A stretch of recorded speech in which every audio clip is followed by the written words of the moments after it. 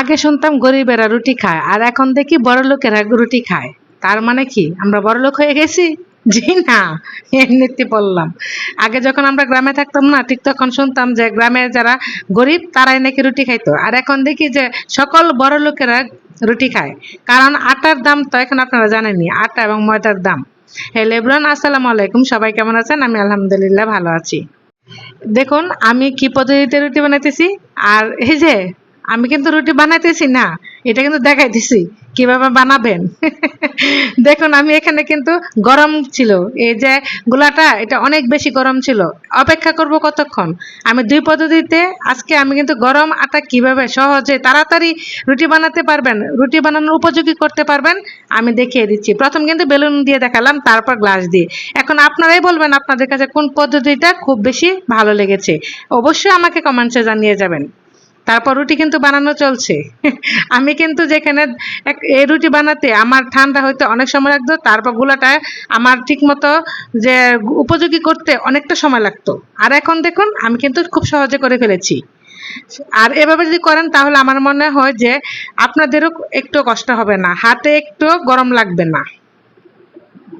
রুটি বানালাম, তারপর এখন ভাজতেছি। আর রুটি ভাজা তো মোটামুটি সবাই পারেন, কিন্তু ফাঁকে দিয়ে আমি একটা কথা বলবো। আচ্ছা, আদৌ কি আমরা এই যে পেজ চালাইতেছি, এই পেজে কি কখনো কোনো সময় কি মনিটাইজেশন পাবো? আমি জানি না পাবো কি না। কারণ 10,000-এর উপরে ফলোয়ার হয়ে গেছে, আমি স্টার সেটআপই পাই নাই। কেন পাই নাই সেটাও জানি না, কোনো ইস্যু পলিসি কিছুই নাই। তারপর আমার রুটি বানানো শেষ, এখন কিন্তু আমি আপেলটা কাটতেছি। হ্যাঁ, এখন তো সবাই বলবেন আপেল তো সবাই কাটতে পারে, এটা দেখানোর কি আছে? আরে এটা যে আমার তো রান্নার ভিডিও, আমি তো সবই দেখাবো তাই না? কিন্তু দেখাতে দেখাতে এমন একটা পর্যায়ে আমি চলে গেছি, দেখুন আমি কিন্তু এখন এই সবুজ আপেলের উপকারিতা সম্পর্কে আপনারা জানেন? যাদের ব্লাড প্রেশার অনেক বেশি তারা কিন্তু বেশি বেশি সবুজ আপেল খাবেন, দেখবেন প্রেশারটা অনেকটাই কমে গেছে। আমি কিন্তু সবসময় এই যে সবুজ আপেলটাই খাই। আমার কাছে ভালো লাগে কিনা আমি জানি না, কিন্তু আপেল আমার সব, যে কোনো আপেলই ভালো লাগে। আর ফল তো এমনিতে আমি অনেক বেশি পছন্দ করি। ভাত না খেয়ে থাকতে পারবো, কিন্তু ফল না খেয়ে থাকতে পারবো না। আমার প্রতিদিন অন্তত একটা খেজুর হলো খেতে হবে। তারপর এখানে আমি ফলগুলো, আপেলগুলো কেটে নিলাম, ডিম ভেজে নিলাম। তারপর আমি আজকে রুটি কি দিয়ে খাবো জানেন? সেমাই দিয়ে খাবো।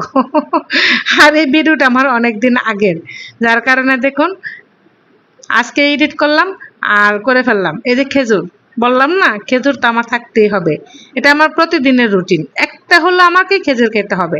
তারপর রুটি হয়ে গেল, এখানে ডিম, তারপর খেজুর, আপেল, রুটি, আর হলো সেমাই। এখন এটা দিয়ে আমরা দুজনে খেয়ে নিব, আমি আর আপনাদের ভাইয়া। আর আমার ছেলেগুলা খাবে না। আজ এই পর্যন্ত, কেমন লাগলো বলবেন। আল্লাহ হাফেজ।